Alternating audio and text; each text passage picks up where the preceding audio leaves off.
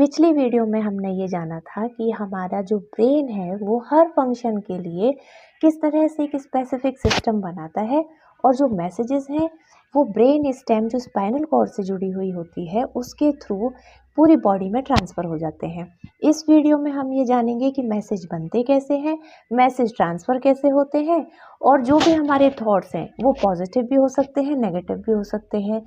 उनका इम्पैक्ट हमारी बॉडी पर पड़ता कैसे है, तो चलिए जानते हैं। हम बात करेंगे ब्रेन की बेसिक यूनिट पर जिसको न्यूरॉन कहा जाता है। ये न्यूरॉन ब्रेन के मैसेंजर होते हैं। ये न्यूरॉन जो है वो मैसेज को कैरी करते हैं और ये ब्रेन और बॉडी के बीच जो कम्युनिकेशन है उसको स्मूथ बनाते हैं। जैसा कि मैंने बताया था कि जो हमारे ब्रेन का जो कॉर्टेक्स एरिया होता है उसमें बिलियंस ऑफ न्यूरॉन्स होते हैं और ये न्यूरॉन आपस में मिलकर एक न्यूरल नेटवर्क बनाते हैं। ये नेटवर्क जितना ज़्यादा स्ट्रॉन्ग होगा, हमारी थिंकिंग, हमारी लर्निंग, हमारा बिहेवियर उतना ही एफिशिएंट और रिफाइन होता है। न्यूरॉन्स के बिना जो ब्रेन के सिग्नल हैं, जो मैसेज हैं, वो ट्रैवल नहीं कर सकते हैं। इनके बिना हमारी लर्निंग, थिंकिंग, हमारे जो मूवमेंट हैं, वो सब रुक जाएंगे। ये हमारी बॉडी में हाईवे की तरह काम करते हैं। इनके थ्रू इंफॉर्मेशन एक जगह से दूसरी जगह ट्रांसफ़र हो जाती है। देखिए, हमारा ब्रेन एक कंट्रोल सेंटर की तरह काम करता है। जैसे ही हमने कुछ भी देखा, हमने कुछ भी सुना, बोला या कुछ भी महसूस किया, तो ये एक थॉट से शुरू होता है। ये इलेक्ट्रिकल और केमिकल सिग्नल्स होते हैं। तो ये जो न्यूरॉन होते हैं ये केवल मैसेज को कैरी नहीं करते हैं, ये न्यूरोट्रांसमीटर के थ्रू एक न्यूरॉन से दूसरे न्यूरॉन उस मैसेज को ट्रांसफ़र कर देते हैं और ये न्यूरोट्रांसमीटर ही केमिकल सिग्नल्स होते हैं।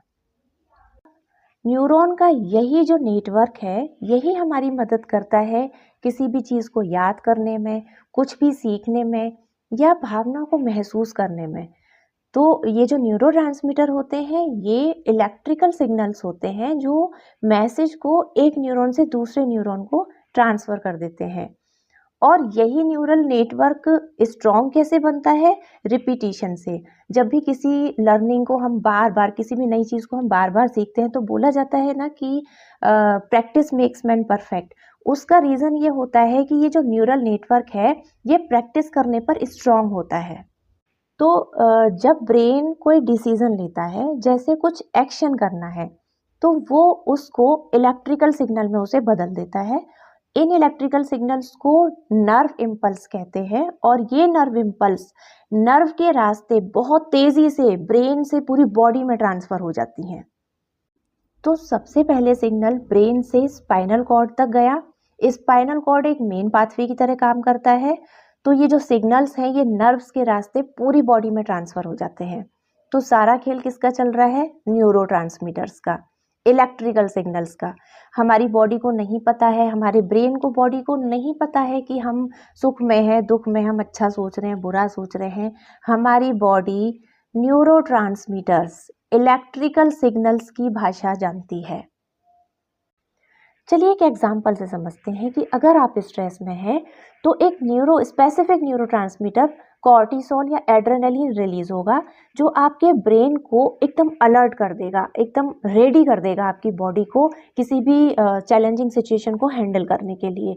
एक अनुपात में जब ये चीज़ें होती हैं तो सही रहती हैं, लेकिन जब अगर कोई व्यक्ति ज़रूरत से ज़्यादा स्ट्रेस में चल रहा है तो ज़रूरत से ज़्यादा ये न्यूरोट्रांसमीटर रिलीज़ हो रहा है तो आप हमेशा डरे डरे रहेंगे और इसका आपकी बॉडी पर कितना इम्पैक्ट पड़ेगा आप जान सकते हैं।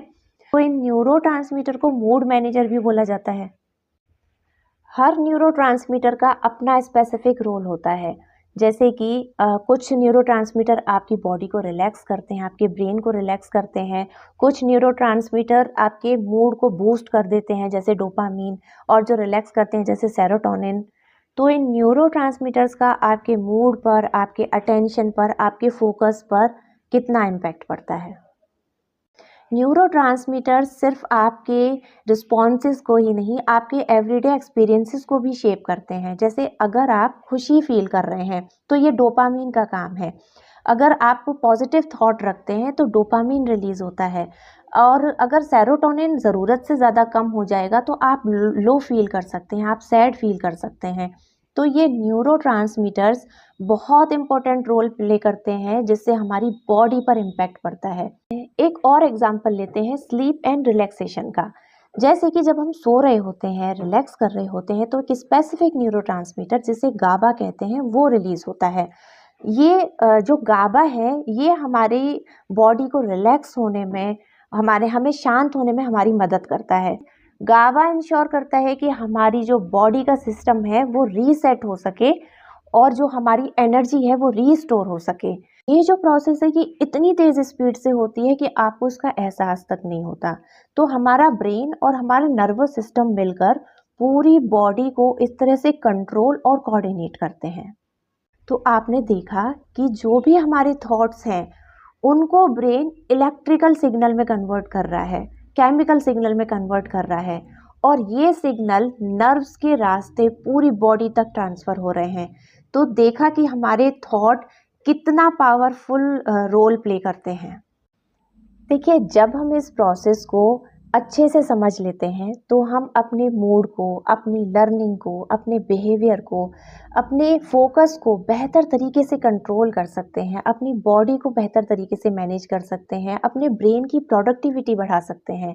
तो ये था हमारा आज का टॉपिक, और मैं फिर से मिलती हूँ किसी नए इंटरेस्टिंग फैक्ट के साथ।